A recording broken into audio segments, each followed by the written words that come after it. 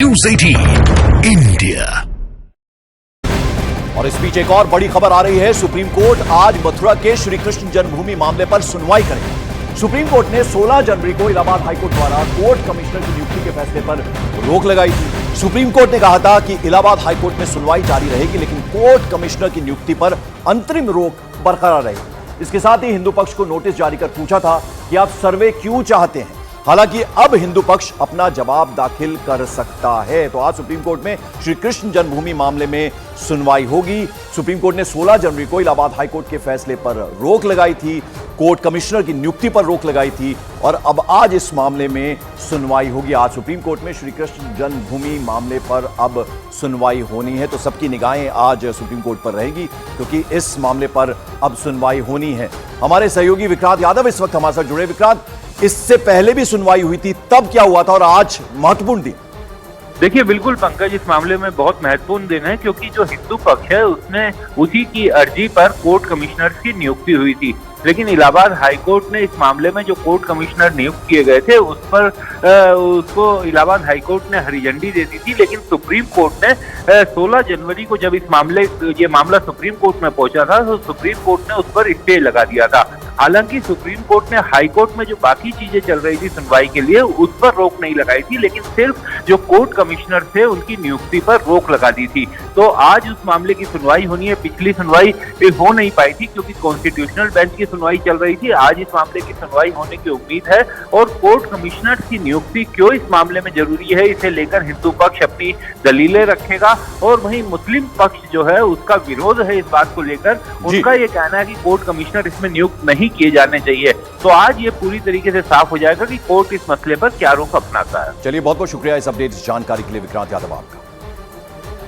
और चलिए अब आपको बताते हैं कि श्री कृष्ण जन्मभूमि शाही ईदगाह विवाद आखिर है क्या। मथुरा शाही ईदगाह विवाद 350 साल पुराना है। विवाद 13.37 एकड़ जमीन पर मालिकाना हक से जुड़ा हुआ है। हिंदू पक्ष ने शाही ईदगाह मस्जिद को हटाने की मांग की है। जमीन को श्री कृष्ण जन्मभूमि को देने की भी मांग की गई। हिंदू पक्ष का शाही ईदगाह मस्जिद को अवैध तरीके से बनाने का आरोप है। हिंदू पक्ष ने 12 अक्टूबर 1968 को हुए समझौते को अवैध बताया है। श्री कृष्ण जन्मभूमि के पास 11 एकड़ जमीन का मालिकाना हक, शाही ईदगाह मस्जिद के पास 2.37 एकड़ जमीन का मालिकाना हक है। दरअसल मथुरा में शाही ईदगाह को लेकर हिंदू पक्ष का दावा है कि शाही ईदगाह मस्जिद में मंदिर होने के प्रमाण मौजूद हैं।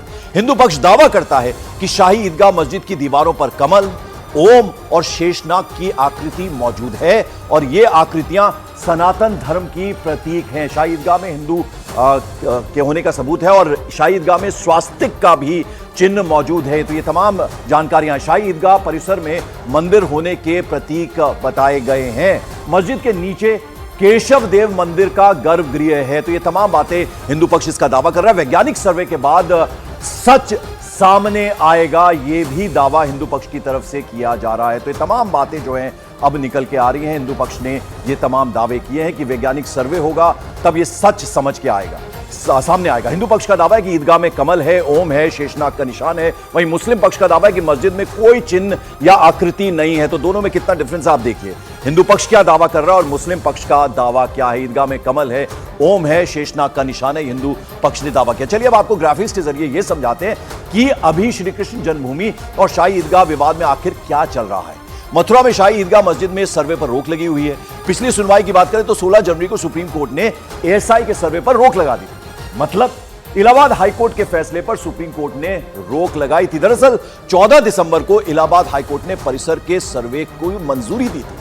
पिछली सुनवाई में सुप्रीम कोर्ट ने कहा था कि हाईकोर्ट में केस की सुनवाई जारी रहेगी। साथ ही साथ सुप्रीम कोर्ट ने यह भी कहा था, लेकिन सर्वे के लिए कोर्ट कमिश्नर की नियुक्ति पर अंतरिम रोक रहेगी, यह कहा गया था।